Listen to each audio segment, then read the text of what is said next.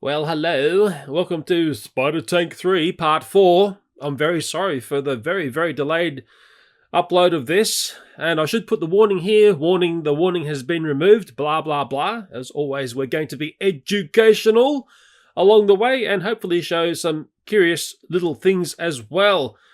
And I'll need help from you to understand what you see. The dates of this episode are between the 11th of November 2020 to the 18th of November 2020. And considering the 15th of October was when the first spider egg sac hatched, which was egg 6, we can call this 3 weeks and 6 days to 4 weeks and 6 days. It's confusing. So yeah, basically 4 weeks to 5 weeks we're going to look at here. This episode is in the time frame when we should have seen Barbie's egg sac number 9 hatch, but if you think back to what happened to egg sac 9, that's the one where the beetle that was put in with Barbie's home crawled around a bit and found the egg sac and started to basically chomp at the egg sac. It was all shot on Borescope. It was a bit rough and rogue. It was very early days of me using that system, but it was fairly intense watching how the beetle had attacked the egg sac and opened it up, and the spider eggs were basically everywhere. And then, to our great surprise, was Barbie was basically eating the eggs out of the egg sac. So even in spiderific disasters, we learn things about spiders. So we're into the beginning of the second month of Spider Tank 3. If you're new to this, very simply, there is no food apart from spiderlings in this spider tank. It's basically survival of the fittest, a little bit like the Hunger Games as well. And maybe at this point here we start to see some fairly spiderific things, although that happens all the time. Hopefully we start to see a gender divide of male versus female redback spiders.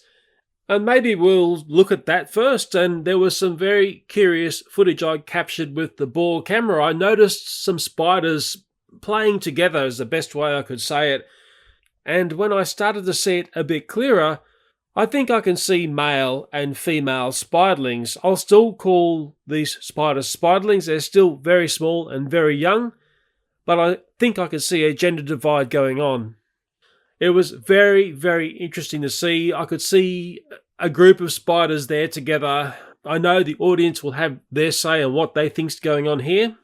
And to define a male redback spider, the spiders have got like 2 tiny little fingers at the front near where their mouth is, and the male will develop what looks like little pom-poms at the front of those fingers. The females don't get that.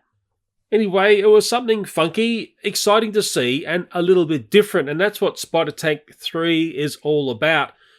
And just thinking about redback spiders and their mating process, I'm not saying that we saw mating, maybe we saw some play going on, is the female will interact with the male. I won't get too graphic here, don't worry.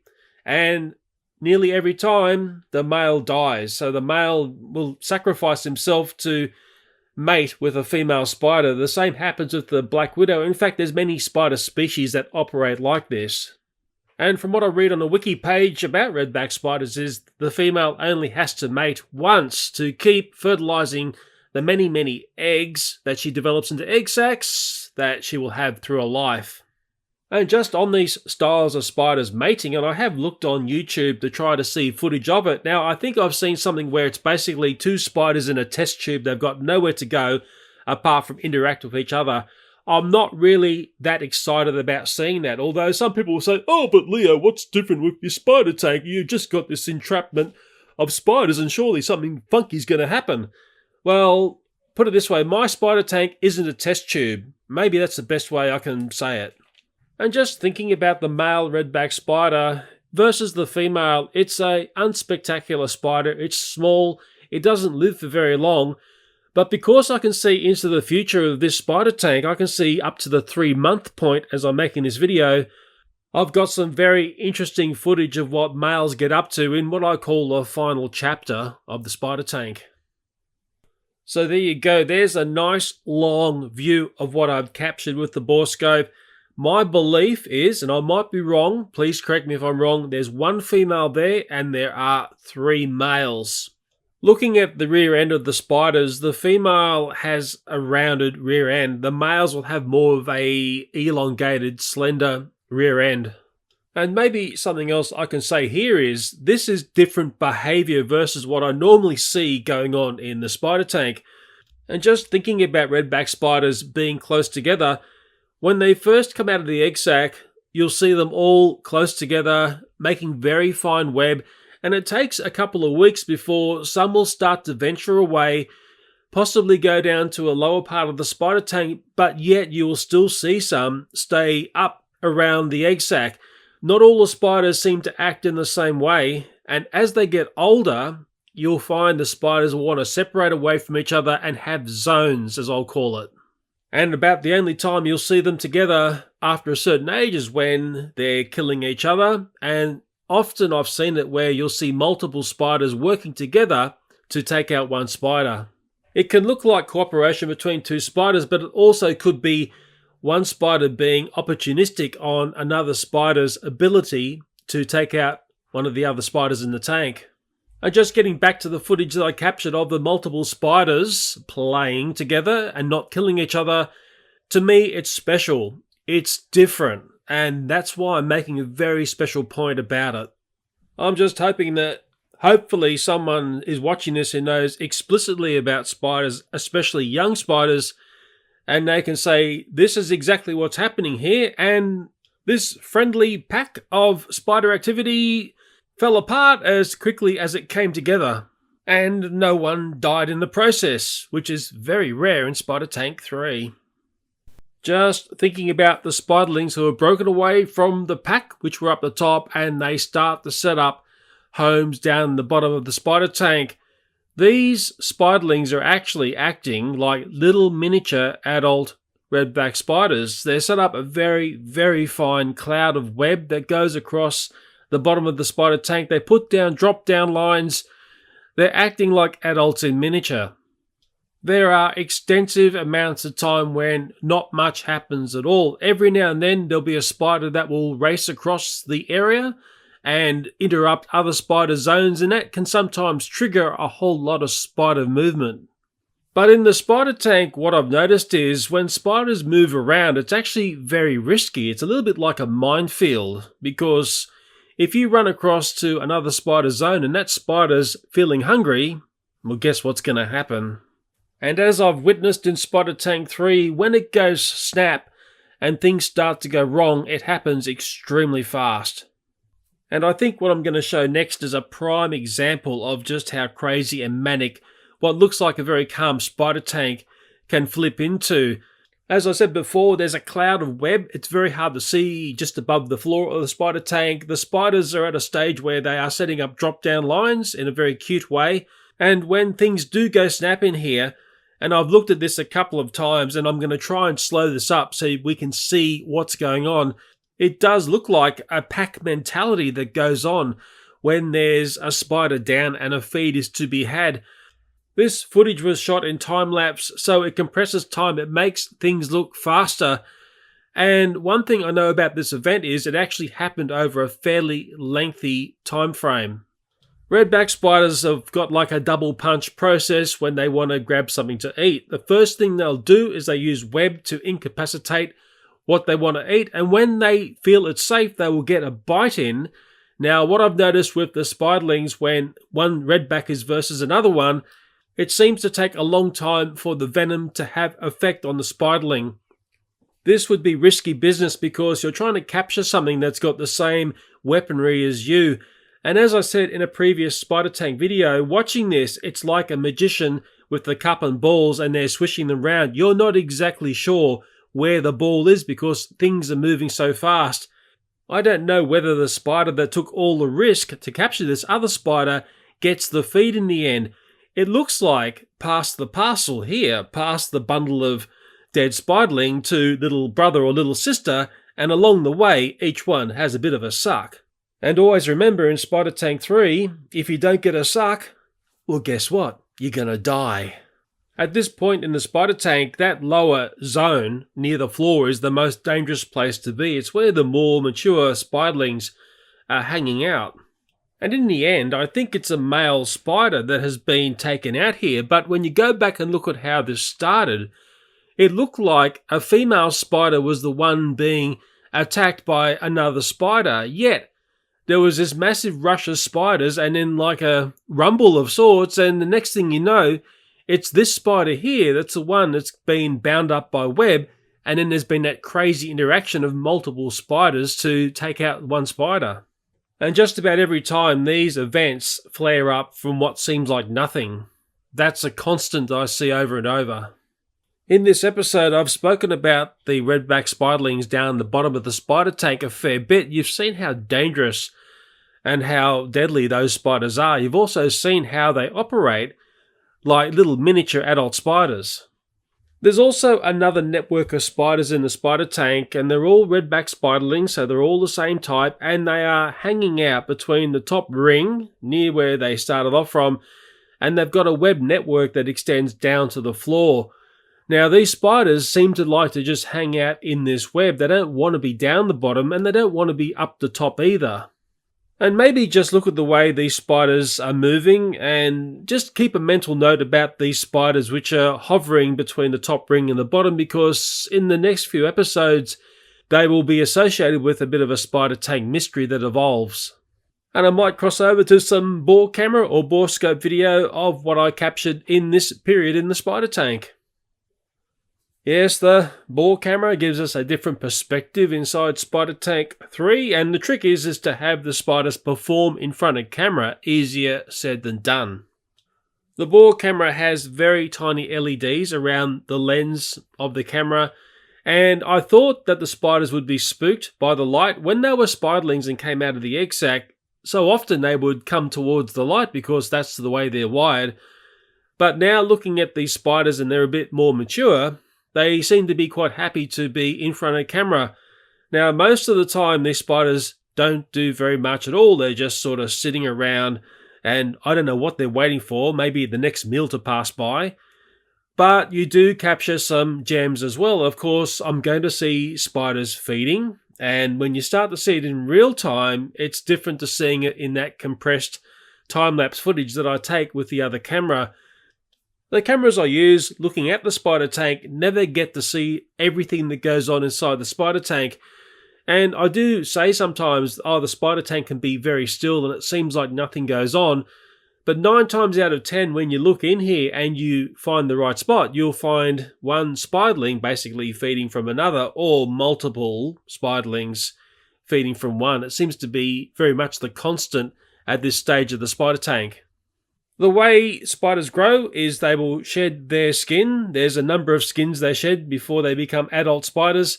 And this was fairly elusive video to capture, even though there's so many spiders in the tank. And I've compressed the video here in time because this actually happens over a lengthy period of time. And I was sort of thinking that when a spider is shedding its skin, it's setting itself up to be very vulnerable to an attack from another spider looking for a feed, because once you're shedding that skin and trying to shake the skin away and get your legs free and then get your legs active, you can't defend yourself, you can't run, you're just stuck in one spot, and you'd make the perfect easy meal for another redback spider who was clued into understanding that you're stuck exactly where you are for a period of time. One thing I noticed about the spiders who were shedding their skins was they weren't doing it down the bottom in that danger zone. They were doing it up just underneath the metal rings at the top. At this point in time, the metal rings are a fairly safe zone in Spider Tank 3, but as the weeks go on, what we'll find is that there's nowhere safe in this spider tank. I think we've seen enough in this episode to certainly see some curious things. The next episode is episode 5, and that's when egg sac 10 hatches. It's also when I introduce the black house spider spiderlings into the spider tank. And part 5 is sort of the tipping point of halfway, because we sort of get up to part 10 where it's a very, very different spider tank by that point. And always remember, in Spider Tank 3 at the moment, the only thing on the menu is little brother and little sister. Up the end of the video here, I'm going to go back and look at that major melee that I captured on video.